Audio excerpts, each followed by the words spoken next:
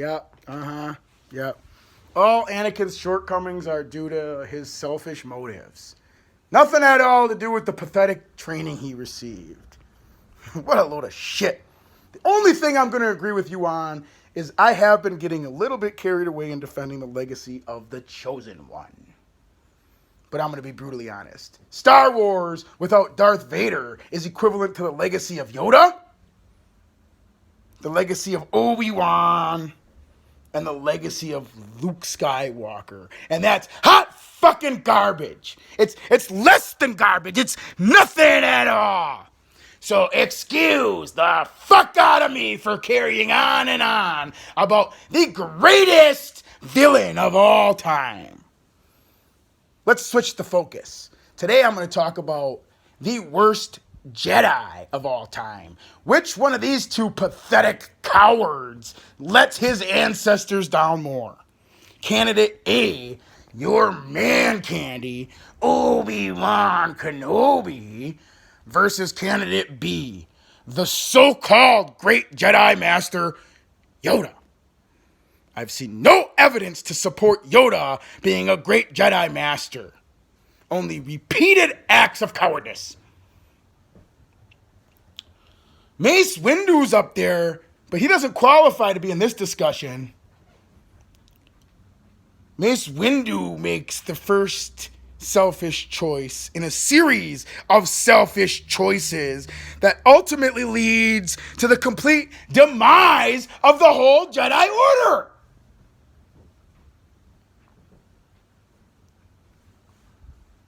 So after Palpatine is outed as a Sith, after Lord Vader is ruthlessly carrying out Order 66 and exterminating the pathetic Jedi Order, Yoda issues Obi-Wan a direct command.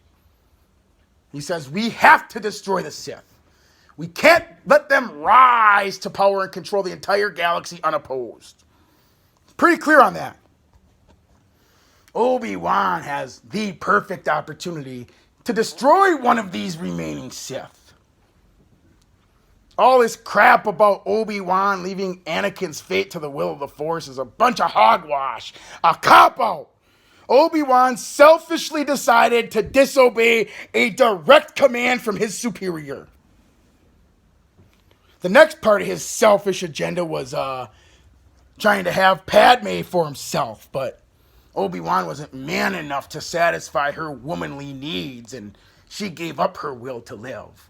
But before she did, she gave birth to twins, which leads me right into my next point. Yoda lets the Jedi down worse than anybody in the history of the Jedi with his next move.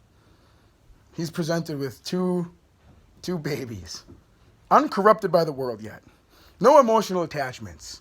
Very strong force potential because of who their father is. And what was Yoda's number one objection against training Anakin? His age. So he's given the perfect opportunity to train the next generation of Jedi on his own terms. And he decides to send them away and run and hide like a coward. Selfishly trying to live out the rest of his days as comfortably as possible. Just hoping and praying someone can come along and restore his disgraced Jedi to power. I mean, he didn't have any kind of plan. He wasn't doing anything at all. I mean, that's worse than turning to the dark side. Not doing shit. Oh, I'm going to go to the Dagobah system and try to be as in tune with the Force as I can. I mean, little late for that, you fucking idiot. If you were in tune with the Force in the first place, instead of so wrapped up in the politics the Jedi decided to insert themselves in, you could have stopped Palpatine long before he got all the power he got. But no. We were selfishly trying to have a political agenda,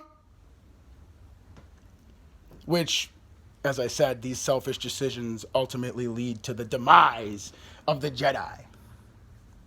So, and Obi-Wan just follows suit.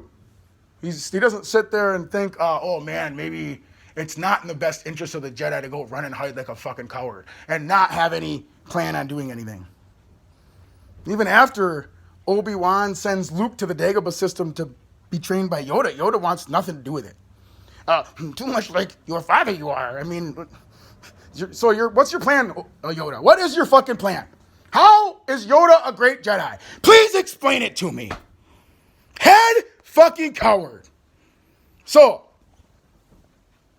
Luke is a pretty close third in terms of being a coward. But Luke doesn't qualify to be the worst Jedi either because, let's face it, I don't really see Luke as becoming a Jedi. I mean, he has a chance. He definitely doesn't become a great Jedi. He's got a chance to train another generation of Jedi. And instead of that, he creates the next generation of Sith. You see a common theme here? The selfish Jedi seem to be good at one thing only, and that's creating the next generation of Sith.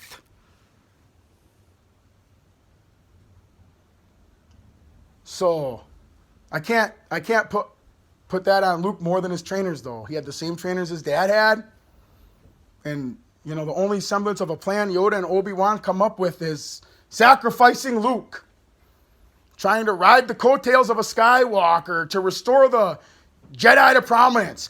Big fucking surprise there. Yoda and Obi-Wan know full well that Luke has no chance to defeat the Emperor. They send him anyway.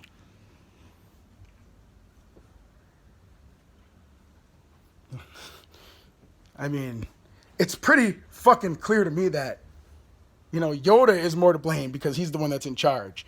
But I wouldn't argue with anybody that says that Obi-Wan is the worst Jedi ever. Because him and Yoda start off Luke's training by lies and deception. Then they're going to sit here and hold him to this standard of perfection. You cannot let your feelings cloud your judgment. I mean, I don't know, maybe if you train a guy the right way and you're honest with him from the beginning, you fucking morons, things might turn out a little bit better. Duh! And if Darth Vader wasn't in Star Wars, I would drive my car off the Tower Drive fucking bridge.